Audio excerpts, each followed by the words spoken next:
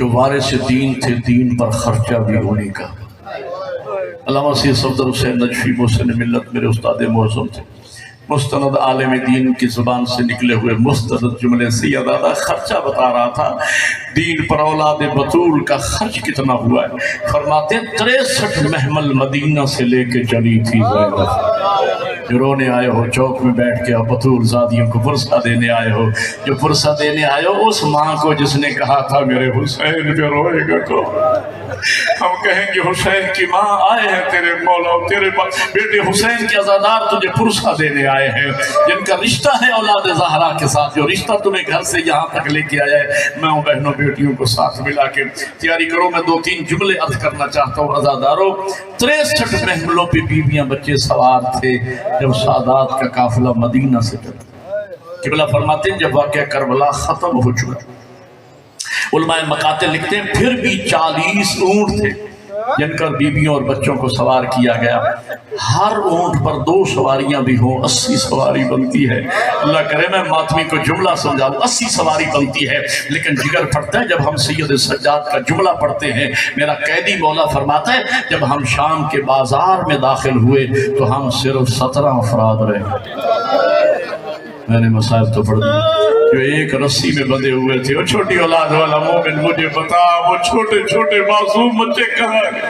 سید وہ مسافر ہوں، آپ کا مہمان ہوں، آپ میرے شریف میزبان۔ ایک دعا مانگتا ہوں، دعا کی قبولیت کے لمحات ہے۔ میری دعا ہے اللہ مجھے، آپ سب کو، بانیان کو، میری ماں بہنوں بیٹیوں کو، مالک ہم سب کو کربلا کی زیارت نصیب ہے۔ سادات کی دین پہ قربانیاں دیکھنا ہو تو کربلا جاؤ۔ کربلا کے زوار بیٹھے ہوں گے، ان گنہگار آنکھوں کو بھی اللہ نے کئی مرتبہ زیارت کا شرف بخشا ہے، پھر کربلا جانے کو تیار ہے۔ اللہ آپ کو لے جائے کربلا۔ میں دیکھ رہا ہوں، میں نے کربلا کا نام لیا ہے، ہر امیر غریب کی آنکھوں میں آنسو آ گئے۔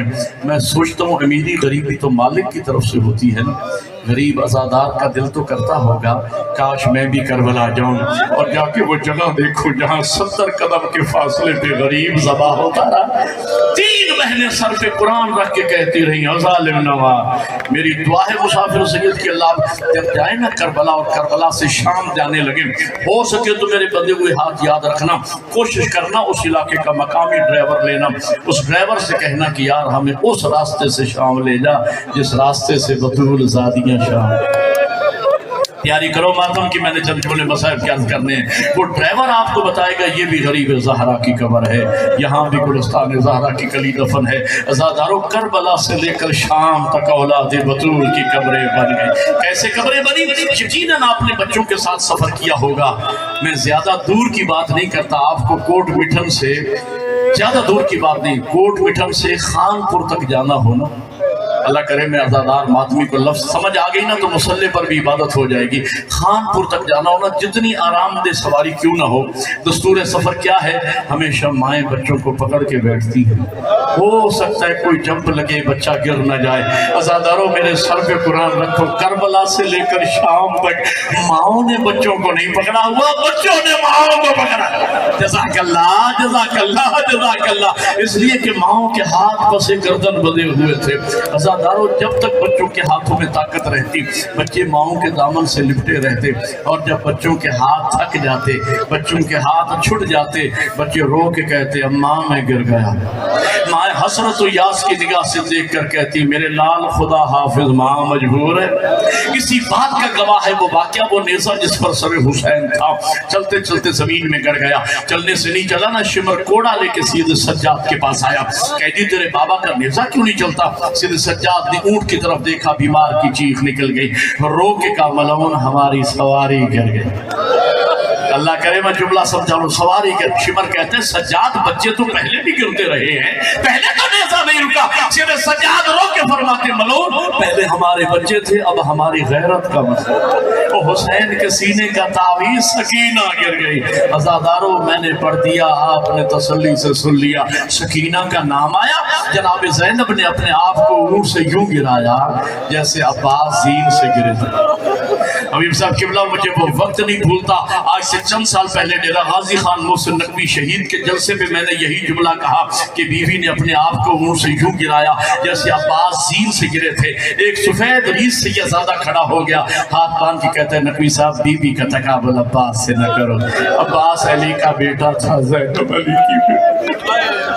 अगला जुमला जो मातमी ने कहा, मुझे कब्र की दीवारों तक न भूलेगा, का मौलाना अब्बास का घोड़े से गिरना और है, ज़ैनब का होंठ से गिरना। खुदा आपकी चीखें बारगाह ज़हरा में कबूल फरमाए। रात का वक्त था, बीबी ने तलाश करना शुरू किया।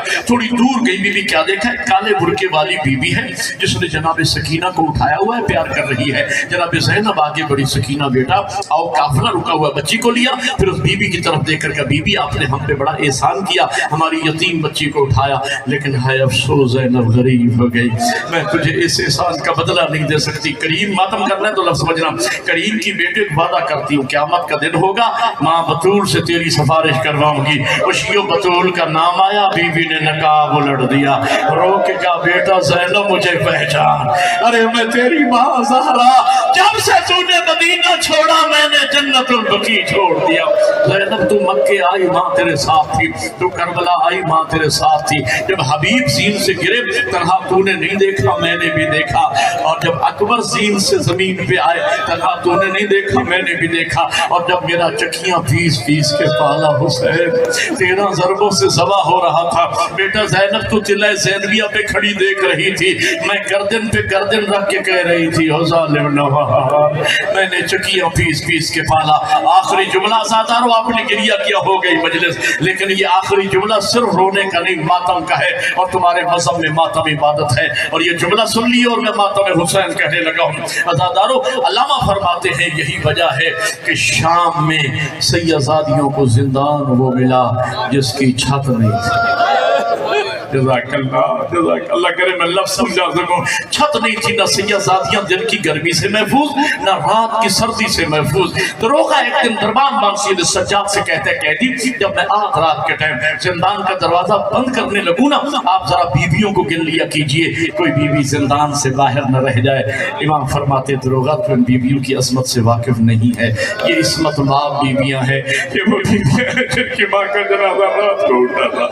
जब तेरा दिल चाहे तो जिंदान का दरवाजा बंद कर लिया कर। वो कहते नहीं, कहती फिर भी। इमाम फरमाते हो, जितनी जिद क्यों करता है, इसरार क्यों करता है, तो रो के कहते, कहती जब मैं आध रात के टाइम जिंदान का दरवाजा बंद कर लेता हूँ, आध रात के बाद देखता हूँ जिंदान से बाहर एक काले बुर्के वाली बीवी होती है, जो कभी हुसैन हुसैन करके रोती है, कभी ज़ैनब ज़ैनब करके बैन करती है।